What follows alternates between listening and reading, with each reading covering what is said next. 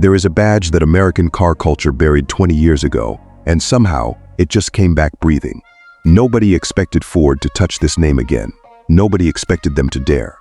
I'm Automotive Pulse, and I look past marketing language to find out what a car actually means to the people who will live with it. Today we're standing in front of something that forces a question the industry hasn't had to answer in 2 decades. What happens when a full-size American sedan is engineered not as a fleet car, but as a statement? Buried inside this chassis is a decision Ford's engineers reportedly debated longer than almost anything else on this project. A choice about how this car delivers its power that quietly rewrites what a Crown Victoria is allowed to be. We'll get there. First, you need to understand what you're looking at, because this is not a nostalgia exercise wearing a modern grille. Before a single word about horsepower, look at the proportions. The hood is long, deliberately long, stretched forward the way American full-size sedans used to be built before everyone chased crossover silhouettes. That length isn't decoration. It's a promise about what's underneath. And it's a visual language pulled directly from the original Panther platform DNA the nameplate built its reputation on. The stance is planted, wide, low across the fenders, communicating something the old body-on-frame Crown Vic never could. Confidence without bulk. The character line running from the headlamp back through the door isn't a styling flourish. It's there to visually shorten the car's mass, to make 3.5 tons of engineering feel like intent rather than weight. The face is where the argument really happens. A blacked-out mesh grille, deep enough to hint at real cooling demands rather than pretend ones, flanked by lighting signatures that trace a thin, deliberate line rather than shouting for attention. This is a car that wants respect walking up to it in a parking lot, not applause. The rear treatment carries that same restraint, a full-width light bar that nods to Ford's current design language, while still whispering Crown Victoria in the way the tail lamps taper toward the trunk. Even the wheel design, deep dish and substantial, is engineered proportion first, jewelry second. Every line on this car is arguing that presence doesn't require noise. Then you open the door, and the argument changes tone entirely. The seating position drops you in low but upright, more sedan than lounge, the way a car meant to be driven long distances should feel. Hand-stitched leather, most likely sourced and finished the way Ford's premium, Lincoln-adjacent trims have moved toward in recent years, wraps the seats in a deep, warm tone that photographs like heritage and feels like modern craftsmanship. The steering wheel is thick-rimmed, weighted correctly, nothing hollow or cost-cut about its heft in your palms. There's a scent the first time the door seals shut, leather conditioner and something faintly like cedar from the trim, the kind of smell a cabin earns rather than sprays in. Cabin silence here is the real luxury flex. Acoustic glass, additional sound deadening in the floor and firewall, and a chassis mounting philosophy borrowed from Ford's full-size SUV refinement work all combine to create a rolling quiet that makes the outside world feel optional. The center display integrates into the dash, rather than perching on top of it like an afterthought, angled toward the driver, framed in a dark trim that avoids the trap of feeling like a tablet glued to walnut. Ambient lighting traces the lower door panels in a warm amber that shifts subtly with drive mode, a small touch, but the kind that tells you somebody in a design studio actually cared. This is a cabin built to be lived in for 6 hours at a time, not photographed for 4 seconds and forgotten. Technology here exists to disappear into the background of your life, rather than demand your attention. Adaptive driver assistance systems are expected to handle long highway stretches with a calm, predictable hand, easing fatigue on the kind of cross-country runs this car seems built for. Over-the-air updates are anticipated to keep the software current for years without a dealership visit. Connectivity is seamless enough that your phone simply stops mattering once you're inside. None of it announces itself. All of it is working, quietly, so the driver can focus on the road or on nothing at all. Now, the engineering decision. Ford's internal targeting for this platform is believed to center on a twin-turbocharged V8, a genuine departure from the naturally aspirated small block character the badge historically wore. Engineered to deliver an estimated 650 to 720 horsepower, depending on trim, paired with a 10-speed automatic, tuned for smooth, confident shifts rather than aggressive snap.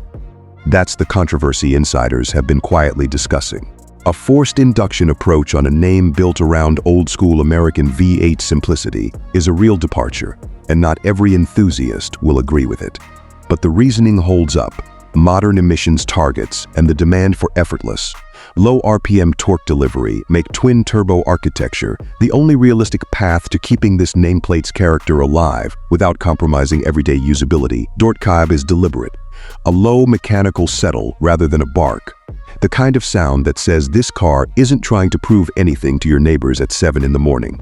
Idle sits quiet, a faint bass murmur under the hood, rather than a lumpy, attention-seeking cam profile. Roll into the throttle and the turbos spool with a rising, pressurized hiss just beneath the exhaust note, building into a deep, chesty growl that thickens rather than screams as revs climb. This isn't a naturally aspirated engine chasing a redline fireworks show. It's muscular, controlled, urgent in a lower register, the sound of displacement and boost working together rather than fighting each other. Gear shifts land with a soft mechanical thud you feel more than hear, cabin isolation swallowing most of the drivetrain noise until you actively want it, at which point a sport exhaust mode reportedly opens valves and lets that V8 breathe with real intent. Behind the wheel, the first few seconds tell you everything. Steering is weighted with real heft off-center, precise without feeling artificially sharpened, the kind of calibration that respects a driver's hands rather than fighting them. Throttle response is immediate despite the turbocharging, engineers reportedly spending significant tuning time eliminating lag through variable boost mapping. Brake pedal feel is firm and progressive, confident from the first inch of travel. The suspension, an adaptive air-assisted setup, soaks up broken pavement without ever feeling soft or disconnected. Body control, staying flat through direction changes that would unsettle a lesser platform.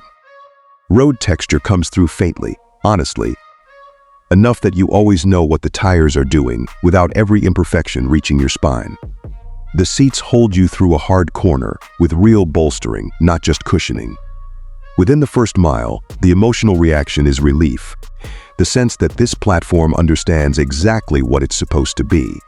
Pricing is expected to land in the mid to high $50,000 range for a well-equipped model, climbing toward the mid-60s for the top trim with the full performance package. Is that worth it?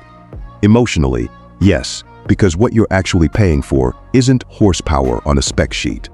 You're paying for a full-size American sedan built with genuine engineering conviction in an era when nearly every manufacturer abandoned the format for crossovers. You're paying for silence, for space, for a badge that means something to anyone who remembers what these cars used to represent on American highways. This isn't a segment disruptor chasing headlines, and it isn't chasing a direct rival either. It sits in its own quiet corner as a legacy revival built with modern conviction.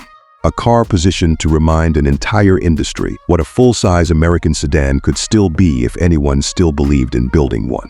This is built for the person who measures a car by how it feels at hour 4 of a road trip, not hour 0 in a driveway. Someone who values mechanical honesty over algorithmic drive modes, who wants a car that disappears into the background of a long American highway rather than demanding attention at every red light.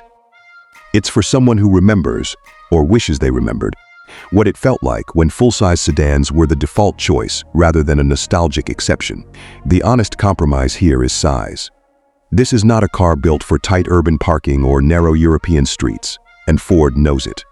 The trunk is enormous, rear legroom borders on limousine territory, and ride comfort over long distances is exceptional. But anyone expecting nimble city car agility will find a vehicle that prioritizes presence and comfort over compactness. That trade-off is deliberate, and it's honest. Picture this car on an empty interstate, stretching through the American Midwest at dusk, headlights carving through flat horizon, with nothing but road ahead for 200 more miles. That's where this car finds its soul, not on a racetrack, not in a canyon, but on the long American highway where full-size sedans earned their reputation in the first place. Before we get to how this story ends, I want to hear from you. Should American manufacturers keep reviving retired nameplates like this one? Or is true innovation only found in building something entirely new? There's a real argument on both sides, and I'd genuinely like to read yours in the comments. If stories like this matter to you, subscribing helps this channel keep telling them. The Crown Victoria never needed to shout to be remembered, and this next chapter finally understands why. This video is a speculative concept created for entertainment purposes, based on current automotive industry insights, publicly available information, market trends, and design analysis available at the time of writing. It does not represent an officially announced or confirmed Ford product. All specifications, performance figures, pricing, features, and timelines discussed are estimates and projections only, subject to change, and should not be considered confirmed until formally announced by Ford Motor Company.